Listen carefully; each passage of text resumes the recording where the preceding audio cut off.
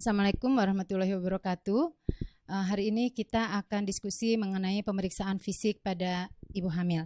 Jadi setelah minggu kemarin kita diskusi mengenai adaptasi pada ibu hamil baik secara fisik maupun psikologis, maka dengan berbekal pengetahuan tersebut kita bisa melakukan pemeriksaan fisik pada ibu hamil. Yang pertama kita lakukan pemeriksaan fisik pada ibu hamil ini bisa dilakukan melalui head to toe maupun per sistem. Head to toe ini pemeriksaan dilakukan dari mulai kepala sampai dengan ujung kaki. Sementara kalau per sistem ini kita melihat dari sistem itu sendiri. Misalnya dari sistem kardiovaskuler, kemudian sistem respirasi dan seterusnya. Yang pertama kita lakukan adalah lihat penampilan umum klien. Apakah klien bahagia atau apakah kliennya cukup bisa menerima kehamilannya atau kehamilan itu membuat suatu masalah buat dirinya. Itu akan tampak pada raut muka dari klien itu. Kemudian setelah itu kita ukur tinggi dan berat badan klien. Kenapa kita harus mengukur tinggi badan dan berat badan? Karena tinggi dan berat badan ini akan mempengaruhi proses persalinan yang akan dijalani oleh klien. Apabila seorang ibu hamil yang memiliki tinggi badan kurang dari 150 cm, maka ibu hamil tersebut berisiko untuk dilakukan jenis persalinan seksio sesaria.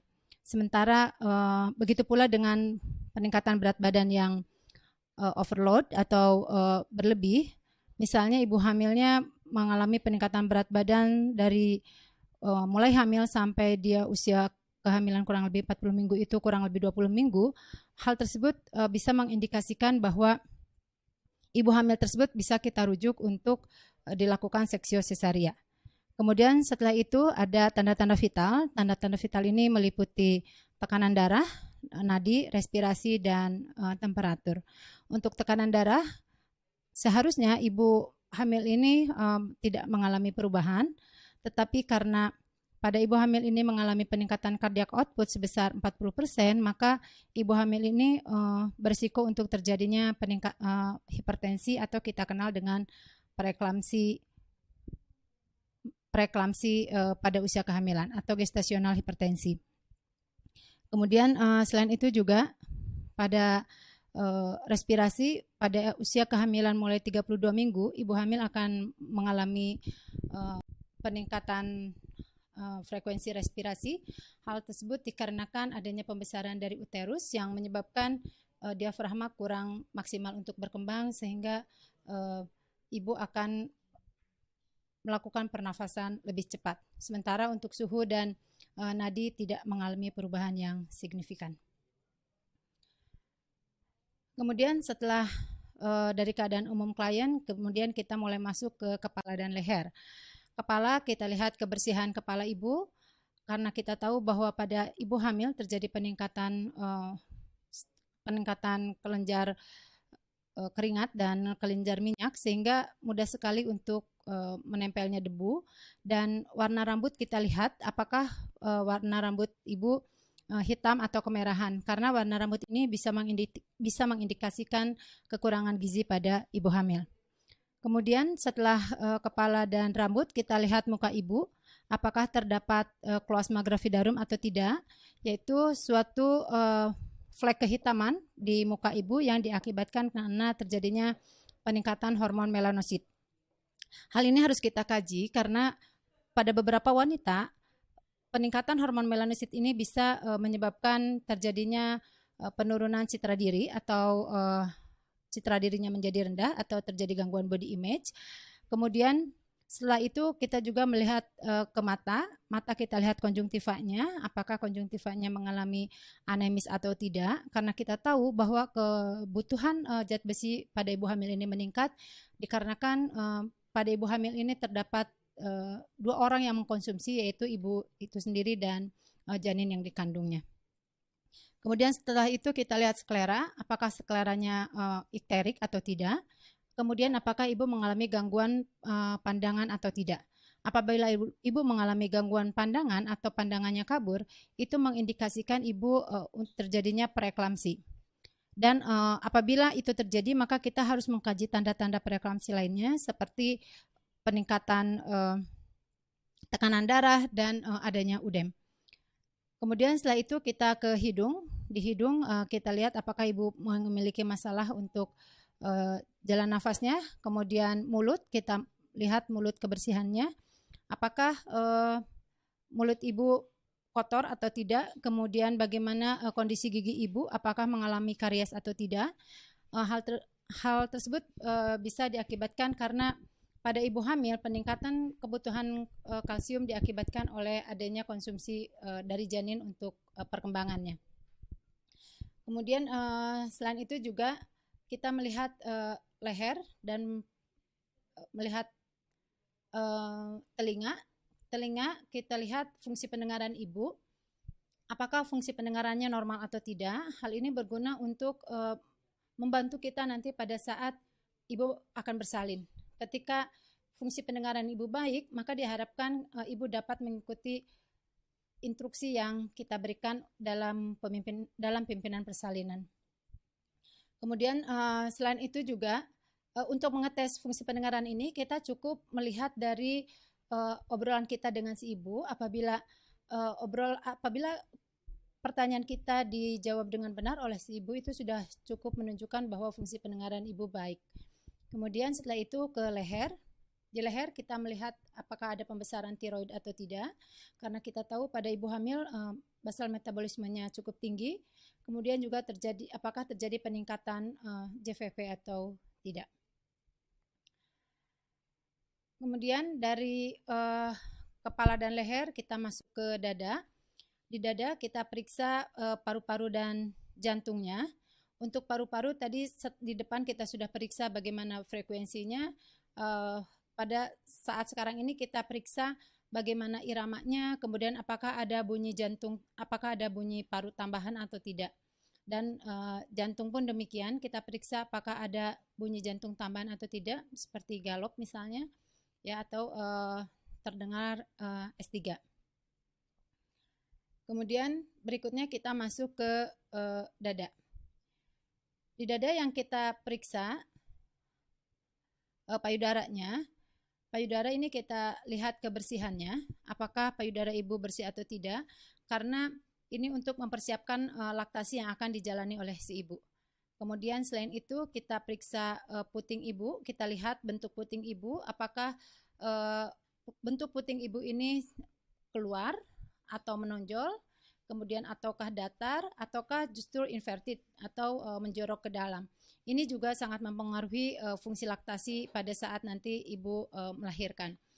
Apabila nanti kita temukan pada payudara ini puting susu ibunya datar atau inverted, kita bisa melakukan intervensi yaitu dengan melakukan Hoffman exercise atau di mana kita mencoba mengeluarkan puting ibu dengan kedua ibu jari kita, atau kita bisa menggunakan juga sepet yang dipotong sebelumnya, kemudian kita tarik.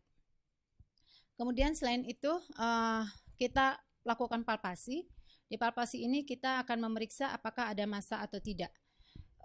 Setelah kita raba, kemudian terdapat massa, lalu kita lakukan pemeriksaan apakah massa tersebut itu mobile atau tidak. Kemudian selain itu apakah terdapat nyeri pada ibu atau tidak. Kemudian apakah dia berbatas tegas atau tidak. Hal ini perlu kita lakukan untuk mengetahui apakah massa tersebut ini merupakan suatu massa yang jinak atau massa yang cukup ganas. Kemudian terakhir kita melihat kolostrum. Kolostrum ini mulai diproduksi pada minggu ke-12 kehamilan, di mana produksi kolostrum ini pada ibu hamil tidak diikuti dengan produksi ASI. Karena untuk ibu hamil, kondisi prolaktin masih rendah sehingga belum diproduksi air susu ibu. Berikutnya adalah abdomen. Di abdomen ini kita akan melihat apakah ada striae gravidarum atau tidak, di mana striae gravidarum ini adalah suatu pergangan kulit abdomen pada ibu akibat dari pergangan kulit ibu yang diakibatkan oleh pembesaran uterus. tidak semua perempuan hamil atau tidak semua ibu hamil akan memiliki striae gravidarum. Hal ini sangat tergantung sekali kepada keelastisitasan dari perut ibu itu sendiri. Kemudian setelah itu, pada striae gravidarum ini akan meningkat pada kondisi ibu yang mengalami kehamilan yang cukup besar, misalnya pada kasus-kasus hamil kembar, atau pada bayi besar, atau maupun pada ibu hamil dengan polydramnion. Kemudian selain striae gravidarum, kita juga akan melihat linea nigra. Linea nigra ini adalah suatu garis hitam yang terbentang antara fundus sampai dengan simfisis pubis. Ini merupakan peningkatan dari hormon melanosit. Dan selain kedua hal tadi, yaitu striae gravidarum dan linea nigra, kita juga harus melihat apakah ada luka bekas operasi atau tidak. Kenapa kita harus memeriksa hal tersebut? Karena untuk menentukan apakah ibu bisa bersalin atau apakah ibu bisa melahirkan dengan melalui vagina atau harus dengan seksio sesaria. Misalnya pada ibu yang memiliki riwayat seksio sesaria kurang dari 1 tahun, maka pada kehamilan saat ini kita harus menganjurkan ibu untuk atau ibu tersebut menjadi indikasi untuk dilakukannya seksio sesaria. Selain itu juga luka bekas SC ini akan membantu kita untuk menentukan apakah ibu tersebut bisa diberikan induksi persalinan atau tidak. Pada ibu dengan riwayat seksio sesaria tidak dianjurkan untuk dilakukan induksi persalinan apabila ibu mengalami masalah dengan kontraksi. Kemudian berikutnya adalah pemeriksaan Leopold, di mana pemeriksaan Leopold ini terdiri dari Leopold 1 sampai 4. Posisi klien adalah tidur terlentang, kemudian kakinya sedikit ditekukan, dan bagian perut klien dibuka seperlunya. Dan sebelum kita melakukan Leopold, kita dianjurkan untuk melakukan palpasi kandung kemih. Kenapa hal tersebut harus dilakukan? Karena apabila kandung kemihnya distensi atau mengalami penuh, hal tersebut bisa mengganggu atau bisa mengakibatkan pengukuran tinggi fundus itu tidak menjadi akurat.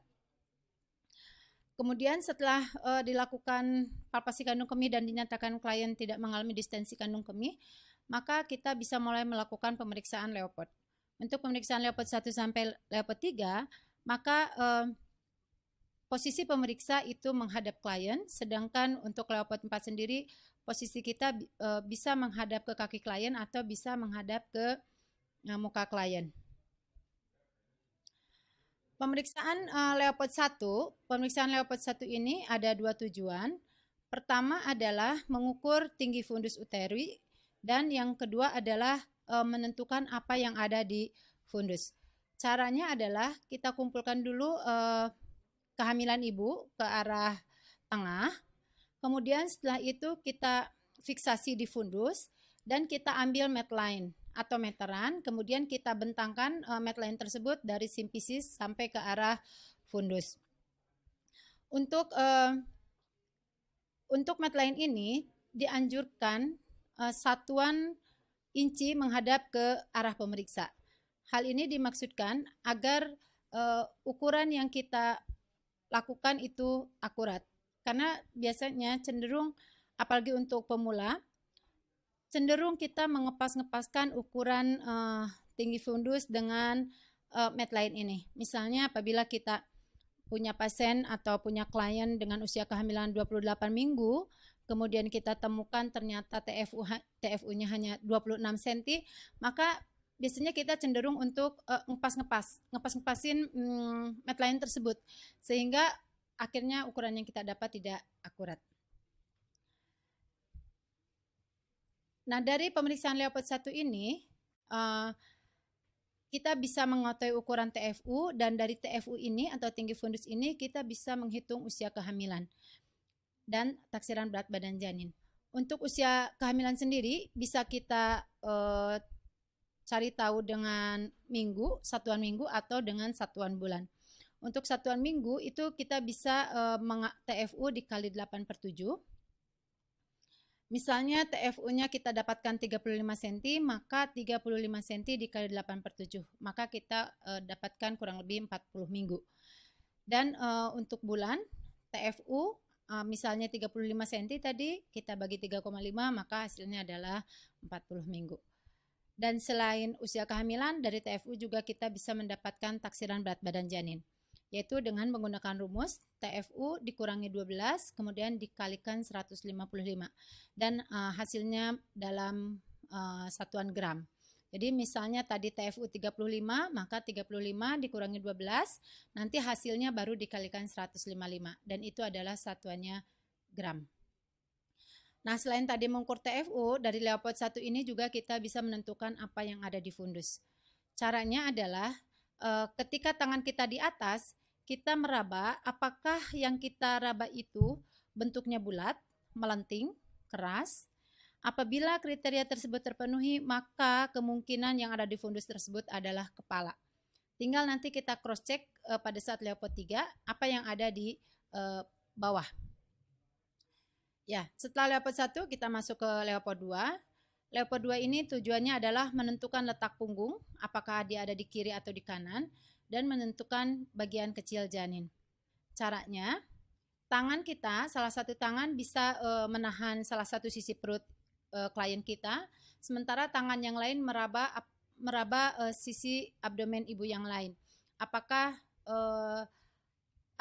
teraba bagian-bagian kecil atau teraba bagian yang keras, panjang, seperti papan. Nah, apabila kita mendapatkan data-data bahwa pada saat kita palpasi itu kita temukan suatu bagian yang keras, kemudian juga lurus, maka kemungkinan bagian tersebut adalah punggung janin. Dan untuk meyakinkannya kita bisa cross check. Jadi tangan yang satunya kita balik ya, tangan yang satunya kita tahan, tangan yang lainnya kita raba. Demikian. Kemudian Leopold 2 ini juga sangat berguna untuk menentukan punggung janin, di mana punggung janin ini nanti akan menjadi patokan kita dalam mendengarkan denyut jantung janin. Kemudian selanjutnya adalah Leopold 3, di mana Leopold 3 ini adalah menentukan apa yang menjadi presentasi janin dan apakah presentasi tersebut sudah masuk PAP atau belum. Menentukan apa yang menjadi presentasi janin, caranya kita lakukan perabaan atau palpasi di arah simfisis, kemudian kita raba, kita rasakan apakah yang di bawah ini bulat, melenting atau keras. Apabila hal tersebut dipenuhi, maka kemungkinannya adalah kepala. Tapi apabila sebaliknya teraba lebih besar lingkarannya, kemudian juga tidak bulat dan tidak keras, kemungkinannya adalah bokong. Kemudian selain itu pada Leopold 3 ini juga menentukan apakah presentasi sudah masuk PAP atau belum. Caranya itu kita goyangkan. Apabila tangan kita bisa menggoyangkan presentasi janin, berarti itu artinya presentasi tersebut belum masuk PAP. Dan ketika hal itu terjadi, maka kita tidak perlu melanjutkan ke Leopold 4. Tetapi apabila pada hasil pemeriksaan saat kita goyangkan tangan kita dan kepala janinnya sudah tidak bisa digoyangkan, berarti itu artinya kepala janin tersebut sudah masuk ke pintu atas panggul. Dan apabila kita menemukan hal tersebut, maka kita bisa melanjutkan ke Leopold 4. Nah, Leopold 4 ini menentukan seberapa jauh presentasi masuk PAP. Bisa konvergen, sejajar, atau divergen. Konvergen ini terjadi apabila artinya konvergen ini apabila kita menemukan hasilnya konvergen, artinya baru sebagian kecil dari presentasi janin yang masuk ke pintu atas panggul. Apabila kita temukan sejajar, jadi tangan kita ini sejajar, itu artinya berarti baru setengahnya dari presentasi janin yang masuk ke pintu atas panggul ibu. Dan sebaliknya apabila hasil pemeriksaan kita divergen, itu artinya presentasi janin sudah sebagian besar masuk ke pintu atas panggul ibu. Kemudian setelah kita selesai melakukan leopard 1 sampai leopard 4, maka kita melanjutkan untuk melakukan auskultasi, yaitu untuk mengukur denyut jantung janin. Denyut jantung janin ini normalnya 120 sampai 160 kali per menit. Caranya, setelah tadi kita menentukan dari leopard 1, misalnya kita temukan bahwa di fundus itu tidak bulat, tidak melenting dan tidak keras, berarti itu bokong, maka pada leopard 3 kita cross check dan di leopard 3 ternyata di presentasi itu teraba bulat, keras dan melenting, berarti kepala. Itu artinya bayi tersebut presentasinya kepala. Jadi yang ada di fundus bokong, kemudian pada leopard 2 kita raba ternyata punggung janinnya ada di sebelah kiri, maka bokong di fundus, kemudian di sebelah kiri punggung dan di bawah kepala janin. Maka kita bisa memposisikan fetoskop atau memposisikan monoaural atau Dopton itu di letaknya di bawah pusar ibu, maksudnya ya, di bawah pusar ibu. Kemudian sebelah kiri karena dia punggungnya di kiri. Dan jangan lupa tangan pemeriksa untuk memegang tangan ibu untuk menyamakan apakah nadi yang terdengar itu apakah bunyi auskultasi yang terdengar itu nadi ibu atau nadi dari bayi. Kita harus melakukan penghitungan DJJ ini selama 1 menit penuh. Dan setelah kita selesai melakukan pengukuran denyut jantung janin, maka kita melanjutkan untuk memeriksa bising usus ibu. Bising usus ibu pada trimester ketiga atau kehamilan yang lanjut itu biasanya mengalami penurunan.